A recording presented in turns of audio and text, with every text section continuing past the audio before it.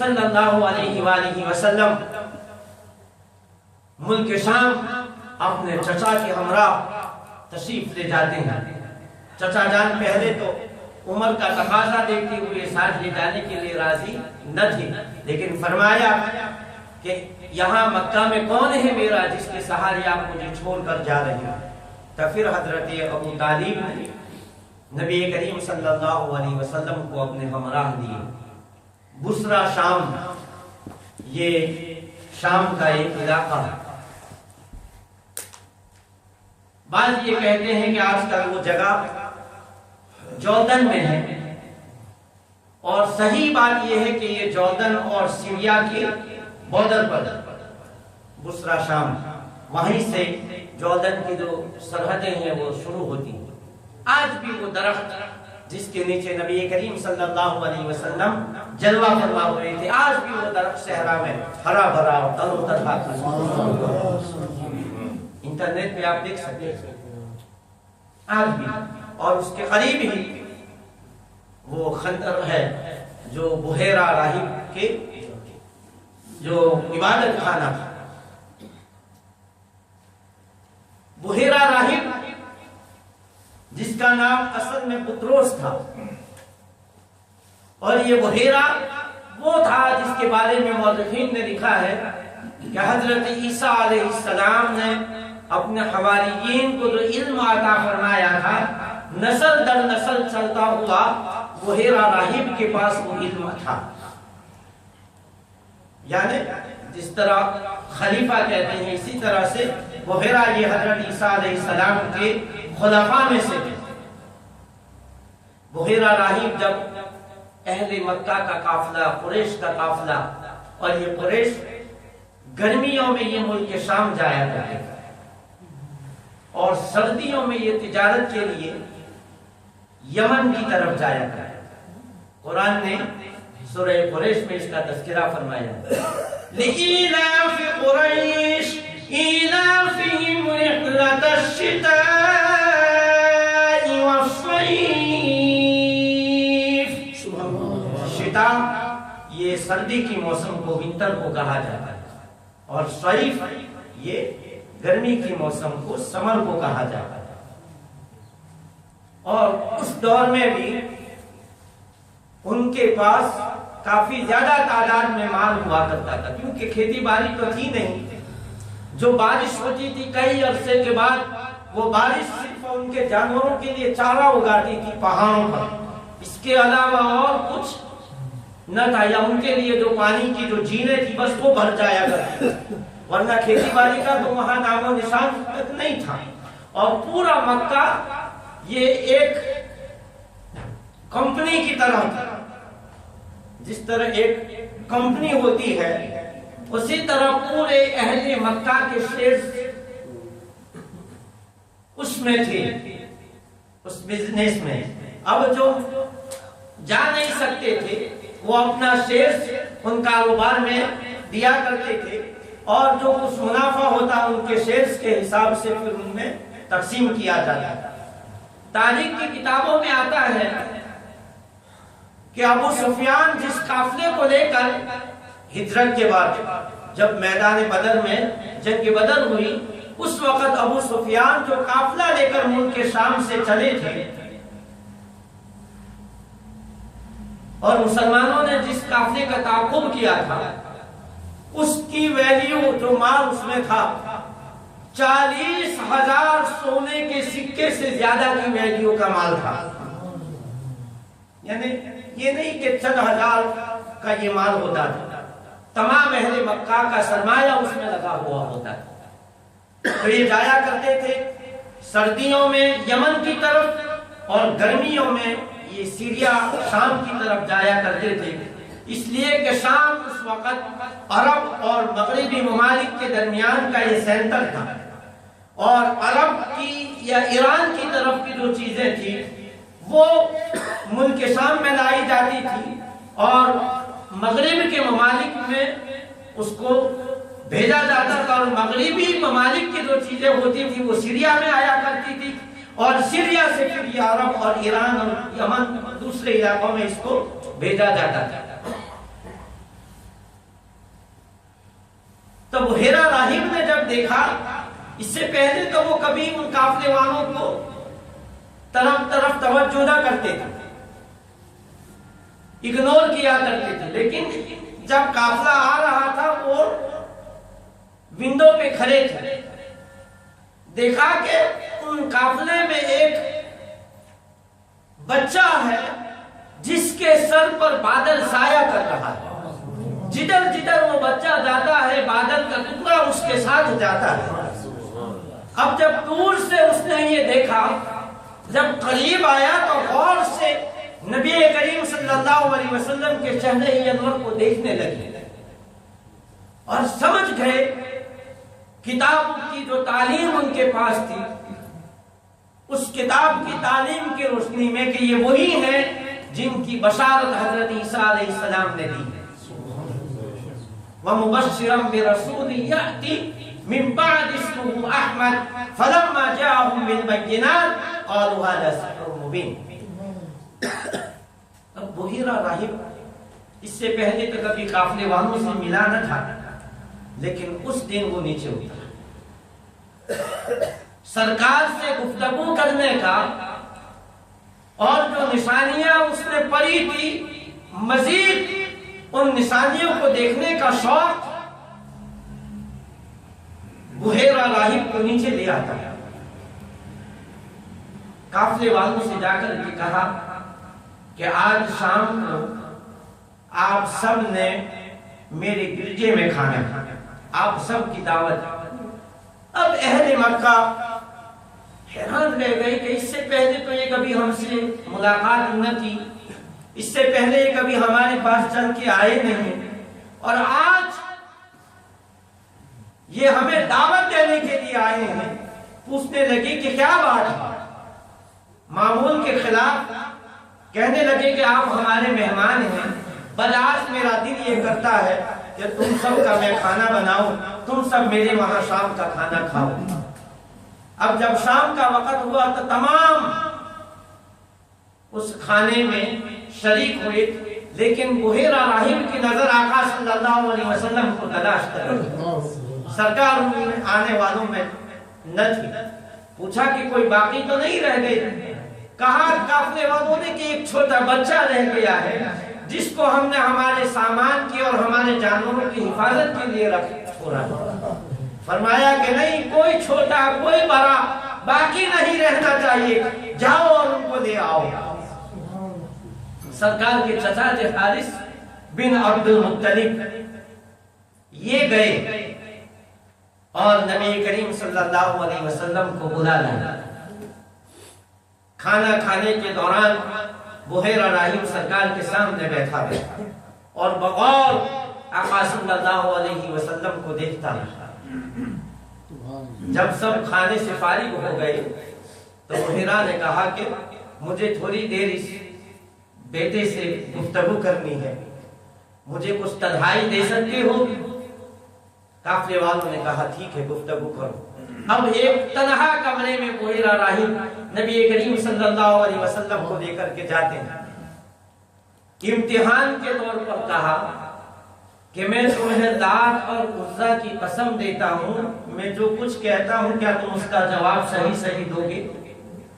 سرکار نے فرمایا کہ لات اور عزا اس سے میں اتنی نفرت کرتا ہوں جتنی کسی سے بھی نہیں کرتا، خدا کی قسم میں تمہاری باتوں کا صحیح جواب دوں گا۔ اب بحیرہ راہب نے چونکہ بطور امتحان لات اور عزا جو بت تھے، اور یہ وہ بت تھے، ایک فرینچ ہے جس نے بنام سرکار کی سیرت لکھی ہے، لیکن اس میں سرکار کی گستاخی زیادہ کی ہے، سیرت کی طرف وہ کم گیا۔ اس نے سرکار پر یہ الزام لگایا ہے کہ حضرت خدیجہ الکبریٰ اور سرکار دو عالم صلی اللہ علیہ وسلم سونے سے پہلے نعوذ باللہ من ذالک نقل کفر نہ باشد کہ لات اور عزا کی عبادت کیا کرتے تھے، اور اس کی بنیاد اس نے مسند احمد کی روایت بنائی۔ مسند احمد کی ایک روایت ہے کہ نبی کریم صلی اللہ علیہ وسلم نے فرمایا سیدہ خدیجہ الکبریٰ رضی اللہ تعالیٰ عنہا سے کہ خدا کی قسم میں لات کی عبادت نہ کروں گا، خدا کی قسم میں عزا کی عبادت نہ کروں گا۔ سیدہ خدیجہ الکبریٰ رضی اللہ تعالیٰ عنہ نے فرمایا کہ آپ لات کی بات کیوں کرتے ہیں، یعنی چھوڑے اس کے ذکر کو، چھوڑے اس کے نام کو۔ آپ عزا کی بات کیوں کرتے ہو، یعنی چھوڑے اس کے ذکر کو، اس کے نام کو چھوڑے۔ ہمیں ان سے کیا غرض ہے، ہمیں ان سے کیا غرض ہے؟ پھر مسند احمد نے اہل عرب کی عادت کو بیان کیا ہے کہ اہل عرب سونے سے پہلے لات اور عزا کی عبادت، پوجا پرستش کیا کرتے، اس کو اس نے اس طرف لگا۔ تو بحیرہ راہب نے بھی اور قرآن نے بھی افرائیتم اللات والعزی ومناة الثالثة الاخری الکم الذکر وله الانثی تلک اذا قسمۃ ضیزی۔ سرکار ایک مرتبہ، یہ سورہ نجم کی آیت ہے 27 میں پڑھی، سرکار ایک مرتبہ نماز فجر میں سورہ نجم کی تلاوت فرما رہے تھے۔ مکہ، یہ مکی سورہ، اور شیطان نے سرکار کی آواز کی نقل کرتے ہوئے اس کو دہرایا۔ صحابہ کو یہ لگا کہ یہ سرکار کی آواز ہے، لیکن دراصل اس کی پھر کبھی تحقیق بیان کروں گا، لیکن چونکہ یہ وقت نہیں ہے، میں صرف بیان کرنا چاہتا تھا کہ یہ دو بت وہ ہیں کہ جن کا قرآن نے نام لیا ہے، افرائیتم اللات والعزی ومناة الثالثة الاخری فرما کر۔ تو کہا کہ خدا کی قسم میں تمہاری باتوں کا صحیح جواب دوں گا۔ پھر تو کچھ گفتگو ہوئی بحیرہ راہب اور نبی کریم صلی اللہ علیہ وسلم کے درمیان۔ پھر آخر میں اس نے مہر نبوت دیکھنا چاہی۔ نبی کریم صلی اللہ علیہ وآلہ وسلم نے اپنا پیراہن مبارک اٹھایا اور مہر نبوت جب دکھائی تو بحیرہ راہب نے مہر نبوت کو چوم لی۔ اس کے بعد پھر قافلے والوں کی طرف جا کر کہا کہ ان کے والی کون ہیں؟ تو ابو طالب آئے اور کہا کہ میں ان کا والی ہوں۔ فرمایا کہ یہ بچہ تمہارا کون ہے؟ تو ابو طالب نے کہا کہ میرا بیٹا ہے۔ فرمایا کہ ان کے والد زندہ نہیں ہو سکتے، کتاب کے روشنی میں، کتاب کے علم کی روشنی۔ فرمایا کہ ان کے والد زندہ نہیں ہو سکتے، اس دنیا سے وفات کر گئے۔ فرمایا کہ ہاں ایسا ہی ہے، میں ان کا چچا ہوں، یہ میرے بھتیجے۔ فرمایا کہ پوچھا کہ ان کی والدہ، کہا کہ ان کی والدہ 6 برس کے تھے تب وفات پا گئی ہیں، انتقال فرما دی۔ فرمایا کہ اللہ کے نبی کی یہی شان ہماری کتابوں میں لکھی ہے۔ پھر کہنے لگے کہ میری بات مانے اور یہاں سے آگے نہ جانا۔ جس طرح میں نے ان کو پہچان دیا ہے، یہود نے بھی ان کو پہچان دیا تو ان کو اذیت پہنچائیں گے، لہذا میری بات مانے اور آپ یہیں سے روانہ ہو جائیں، واپس مکہ شریف چلے جائیں۔ یہ پہلا سفر تھا اور حضرت ابو طالب نبی کریم صلی اللہ علیہ وسلم کو دے کر کے واپس مکہ تشریف لے گئے۔ دوسری مرتبہ کچھ سیرت نگاروں کو یہ خلط ملط واقعہ ہو گیا ہے کہ دوسری مرتبہ کا جو شام کا سفر تھا اس میں خدیجہ الکبریٰ رضی اللہ تعالیٰ عنہ نے اور اس کی سیدہ خدیجہ الکبریٰ رضی اللہ تعالیٰ عنہ کا جو مال تجارت تھا اس کو لے جانے کا جو سبب بنا وہ کیا تھا؟ وہ یہ تھا کہ قحط سالی بار بار اہل مکہ پر مسلط ہو جاتی تھی، اور جب بارش نہ ہوتی تو پانی کی قلت تو ہوتی ہی، لیکن جانوروں کو رکھنا بھی بڑا مشکل ہو جاتا کہ ان کے لیے گھاس کہاں سے لائی۔ اب حضرت ابو طالب ان کا سرمایہ سب کچھ قحط میں ختم ہو چکا تھا، اور اہل مکہ ملک شام جانے کی تیاری کر رہے تھے۔ ابو طالب نے کہا کہ میرے بھتیجے، ہماری مالی حالت کا آپ کو صحیح اندازہ ہے، تمہارے بھائی شام جا رہے ہیں، اور خدیجہ بنت خویلد ان کے والد جو قبائلی جنگ ہوا کرتی تھی اس میں وفات پا چکے تھے۔ والد نہیں تھے، ان کے چچا تھے جن کا نام عمرو تھا۔ تو فرمایا کہ خدیجہ کا مال بھی، اور خدیجہ چونکہ خاتون ہے وہ خود نہیں چاہتی، اور حضرت خدیجہ کبریٰ رضی اللہ تعالیٰ عنہا یا تو مزدوری دے کر کے ان کی ویجز مقرر ہوتی تھی غلاموں کی اور لوگوں کی کہ تمہارا جتنا دن لگیں گے، جتنے مہینے لگیں گے، اس حساب سے تمہیں اتنی رقم دے دی جائے گی، یا منافع میں ان کا حصہ ہوا کرتا تھا کہ چوتھائی حصہ یا آدھا حصہ منافع میں ان کا حصہ ہوا کرتا تھا۔ اور شریعت نے بھی ایسی تجارت کو جائز قرار دیا ہے کہ مال سمجھے کہ مال میرا ہے، میں نے آپ کو بھیجا، کہا کہ چوتھائی حصہ منافع میں تمہارا ہے، اگر نقصان جائے تو نقصان صرف میرا ہے، تمہارا نقصان سے کوئی تعلق نہیں ہوگا۔ یہ تجارت کو، اس بزنس کو شریعت نے بھی جائز قرار دیا ہے۔ تو یہ دو شرطوں پر حضرت خدیجہ بھیجا کرتی تھی، یا تو ویجز دیا کرتی تھی، اجرت دیا کرتی تھی، یا منافع میں حصہ دیا کرتی تھی۔ فرمایا کہ خدیجہ کے، اور دوسری بات یہ کہ ان کا شریف تھی، اللہ تبارک و تعالیٰ نے مال بھی اتنا عطا فرمایا تھا کہ مکے والوں کے جتنے اونٹ ہوتے تھے ساروں کے ملا کر اتنی ہی تعداد میں صرف حضرت خدیجہ رضی اللہ تعالیٰ عنہ کے اونٹ ہوا کرتے، جتنے اونٹ سارے مکہ والوں کے اتنے صرف حضرت خدیجہ کبریٰ کے ہوا کرتے تھے۔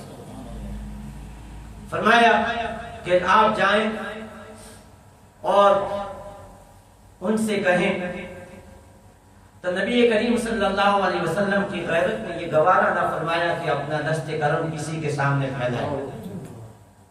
فرمایا کہ میرے چچا محترم خدیجہ کو اگر میری ضرورت ہوئی تو وہ مجھے خود بلا دے گی،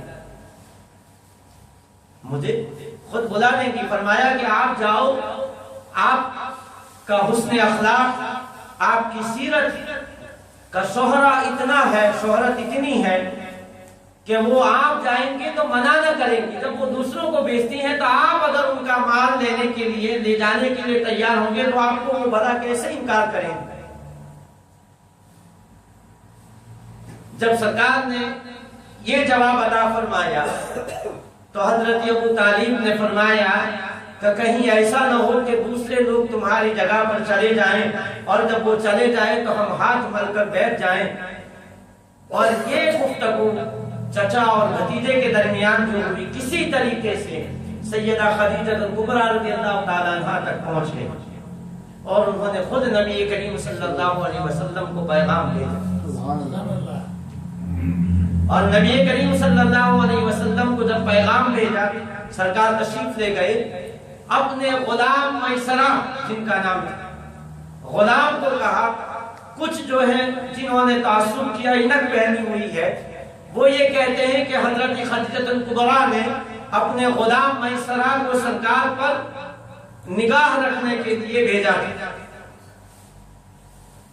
سیرت کی کتابیں اٹھائیں، ابن خلدون کو، ابن جریر طبری کو، ابن ہشام کو، تو فرمایا کہ اپنے میسرہ غلام سے فرماتی ہیں کہ خبردار ان کی خدمت میں کوئی کمی نہ رکھنا، ان کے حکم کو سر آنکھوں پر رکھنا، وہ جو بھی تجھے حکم دے فوراً اس کو بجا لانا، ان کے آرام کا خیال رکھنا۔ پتہ یہ چلا کہ سیدہ خدیجہ نے اپنے غلام میسرہ کو سرکار کی خدمت کے لیے بھیجا تھا، آرام اور سہولت کا خیال رکھنے کے لیے بھیجا تھا، نہ کہ نگاہ رکھنے کے لیے۔ سرکار دو عالم صلی اللہ علیہ وسلم نے مال تجارت لیا اور تشریف لے گئے۔ غلام میسرہ نے جو کچھ بھی واقعہ کو اس وقت وہیں بصرہ شام تشریف لے گئے، چونکہ 12-13 سال کا عرصہ گزر چکا تھا۔ اگر 12 سال کی عمر میں پہلی مرتبہ تشریف لے گئے تو دوسری مرتبہ اگر 24 سال کی عمر میں تشریف لے گئے تھے تو 12 سال کا عرصہ ہے، اگر 17 سال کی عمر میں پہلی مرتبہ گئے تھے تو 7 سال کا 8 سال کا فرق تھا۔ بحیرہ راہبیہ تو انتقال فرما چکے تھے، یا تو وہ کسی دوسرے چرچ میں وہ منتقل ہو گئے تھے، اب یہ دوسرے تھے۔ انہوں نے بھی نبی کریم صلی اللہ علیہ وسلم کو پہچان لیا اور نبی کریم صلی اللہ علیہ وآلہ وسلم کی مہر نبوت بھی انہوں نے دیکھی، اور غلام میسرہ سے جو سرکار کے ساتھ سائے کی طرح رہتے تھے، کہا کہ میری یہ رائے ہے کہ آپ یہاں سے واپس چلے جائیں۔ اب اس دوران جو تھا کہ وہ مال سارا کا سارا بک چکا تھا، پہلے سے ڈبل دوگنا منافع ہو چکا تھا۔ جو چیزیں مغربی ممالک سے آئی تھی اس کو نبی کریم صلی اللہ علیہ وسلم نے خریدا، اور سارا مال جو مغربی ممالک سے آیا ہوا خریدا تھا اس کو اونٹوں پر لادا اور مکہ مکرمہ کے لیے روانہ ہو گیا۔ غلام میسرہ نے راستے میں جو بھی واقعات پیش آئے تھے، جو بھی نبی کریم صلی اللہ علیہ وسلم کی خصوصیات، سرکار کے معجزات میسرہ نے جو دیکھے تھے، تمام کے تمام سیدہ خدیجہ الکبریٰ رضی اللہ تعالیٰ عنہ کو سنائے۔ اب سیدہ خدیجہ الکبریٰ رضی اللہ تعالیٰ عنہ پہلی 2 مرتبہ ان کی شادی ہو چکی، ان کے دونوں شوہر انتقال فرما چکے۔ مکہ کے بڑے بڑے رؤساء اور سرداروں کی یہ خواہش تھی کہ وہ خدیجہ کو پیغام نکاح بھیجیں اور خدیجہ ان کے نکاح قبول فرمائے، لیکن سیدہ خدیجہ الکبریٰ رضی اللہ تعالیٰ عنہ نے کسی کا پیغام قبول نہ فرمایا۔ ان کی ایک سہیلی تھی جن کا نام نفیسہ تھا۔ نفیسہ کو جب غلام میسرہ نے سرکار دو عالم صلی اللہ علیہ وسلم کی معجزات کا تذکرہ کیا تو سیدہ خدیجہ الکبریٰ رضی اللہ تعالیٰ عنہ یہ قصہ بن کلاب جو سرکار دو عالم صلی اللہ علیہ وسلم کا سلسلہ نسب ہے، وہاں پر جا کر کے سرکار کا سلسلہ نسب اور حضرت خدیجہ الکبریٰ کا سلسلہ نسب مل جاتا ہے۔ تو نفیسہ کو حضرت خدیجہ الکبریٰ رضی اللہ تعالیٰ عنہ نے فرمایا کہ تم نکاح کے حوالے سے آقا دو عالم صلی اللہ علیہ وسلم کے ساتھ گفتگو کرو۔ نفیسہ خود اس کا تذکرہ فرماتی ہے۔ سیدہ خدیجہ الکبریٰ رضی اللہ تعالیٰ عنہ کی پہلے تو سیرت طیبہ بیان فرماتی ہے کہ پاکیزہ نفس والی، پاک دامن، شریف النفس، اعلیٰ خاندان والی، مالدار خاتون خدیجہ الکبریٰ نے مجھے نبی کریم صلی اللہ علیہ وسلم کے ساتھ گفتگو کرنے کی ذمہ داری سونپی، اور میں نبی کریم صلی اللہ علیہ وسلم کی بارگاہ میں، جبکہ ابھی تو 25 سال کی عمر تھی، ابھی اعلان نبوت تو نہ ہوا تھا، فرماتی ہیں کہ میں گئی اور کہا کہ آپ نکاح کیوں نہیں کریے؟ تو سرکار نے فرمایا کہ میرے اتنے مالی وسائل نہیں ہیں، نہیں میرے چچا کے پاس اتنے مالی وسائل ہے کہ میں نکاح کی ذمہ داری اٹھا سکتا، شادی کی ذمہ داری کو اٹھا سکتا۔ تو فرمایا کہ اگر میں تمہیں ایک خوشحالی کی طرف، پاک دامنی کی طرف اگر میں تمہیں دعوت دوں تو کیا تم اس دعوت کو قبول کرو گے جو تمہارے لیے خوشحالی لے کر کے آئے گی؟ آقا صلی اللہ علیہ وآلہ وسلم ان کے اشارے کو سمجھ گئے، فرمایا کہ میری کیا حیثیت ہے بھلا؟ یعنی کہاں حضرت خدیجہ الکبریٰ رضی اللہ تعالیٰ عنہ اور اپنی غربت کو سرکار دیکھ رہے تھے کہ کہاں وہ مکہ کی بزنس وومن اور کہاں میں نکاح کرنے کی کیا قابل ہوں۔ اب اتنا ہی سننا تھا کہ نفیسہ فرماتی کہ میں خوشی خوشی نبی کریم صلی اللہ علیہ وسلم کی اس بات کو لے کر کہ خدیجہ کی بارگاہ میں پہنچی اور کہا کہ نبی کریم صلی اللہ علیہ وسلم نے اشارے میں ہی اپنی رضا کا اظہار فرما دیا۔ فرماتی ہیں نفیسہ کے نبی کریم صلی اللہ علیہ وسلم کو پیغام بھیجا جاتا ہے اور سرکار حضرت خدیجہ الکبریٰ کے وہاں تشریف لے گئے۔ فرمایا حضرت خدیجہ الکبریٰ نے کہ اے میرے امزاد یعنی چچا زاد بھائی، یہ میرے چچا کے بیٹے بڑے بڑے مالداروں اور رؤسائے مکہ نے میرے ساتھ نکاح کی خواہش ظاہر کی ہے، لیکن میں نے ان کو منع کر دیا۔ میں تمہارے ساتھ اس لیے نکاح میں تمہارے آنا چاہتی ہوں کہ آپ کے اخلاق بہت اعلیٰ ہیں، آپ کے معجزات کا بیان میرے غلام میسرہ نے میرے ساتھ کیا ہے۔ آپ غریب و یتامہ اور مساکین کا بوجھ اٹھانے والے ہیں، آپ اعلیٰ اخلاق پر فائز ہیں۔ آپ اپنے چچا کو صبح میں میرے پاس بھیج۔ اب ابو طالب گئے۔ ابو طالب سے حضرت خدیجہ نے فرمایا کہ آپ میرے چچا عمرو کے پاس میرے نکاح کی بات لے کر کے اپنے بھتیجے کے لیے جائیں۔ تو حضرت خدیجہ الکبریٰ نے ابو طالب کو اپنے چچا کے پاس بھیجا کہ جا کر کے اپنے بھتیجے محمد صلی اللہ علیہ وسلم کے ساتھ نکاح کے لیے ان کو پیغام دو، میرا حال ان سے مانگو۔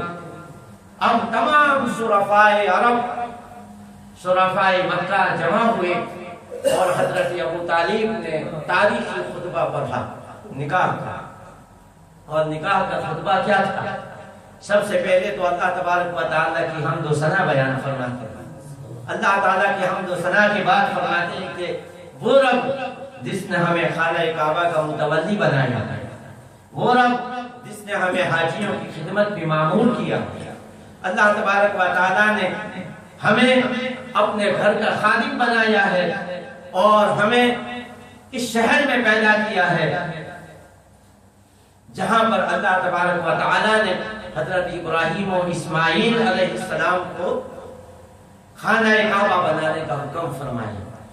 پھر نبی کریم صلی اللہ علیہ وسلم کی تعریف بیان فرماتے ہیں، فرمایا کہ میرا بھتیجا، خطبے میں فرماتے ہیں کہ میرا بھتیجا اگر غریب ہے تو کیا ہو گیا، دولت تو ڈھلنے والی چیز ہے، آج ہے اور کل کسی کے پاس ہے، کل کسی کے پاس نہ رہے، لیکن اس کے جو اخلاق ہیں، یہ اخلاق حضرت خدیجہ الکبریٰ کے خاندان کی طرف اشارہ کرتے ہوئے فرماتے ہیں کہ میرے بھتیجے کے اخلاق تمہارے خاندان کے نام میں بھی 4 چاند لگا دے گا۔ اور اس کے بعد نبی کریم صلی اللہ علیہ وسلم کے چچا ابو طالب کے نکاح کے بعد وکیل جو تھے، ان کے چچا حضرت خدیجہ کے چچا وکیل تھے حضرت عمرو، انہوں نے خطبہ پڑھا اور فرمایا کہ میں تمام رؤسائے مکہ کو اور شرفائے مکہ کو گواہ بنا کر کے یہ اعلان کرتا ہوں کہ میں نے اپنی بھتیجی خدیجہ کو محمد بن عبداللہ کے نکاح میں دیا۔ اے اہل مکہ تم گواہ رہو۔ اس کے بعد پھر ورقہ بن نوفل، یہ بھی حضرت خدیجہ الکبریٰ کے چچا تھی، انہوں نے بھی خطبہ پڑھا اور اسی طرح سے جو نکاح کی تقریب تھی وہ مکمل ہوئی۔ یہاں سے انشاءاللہ تعالی کل بیان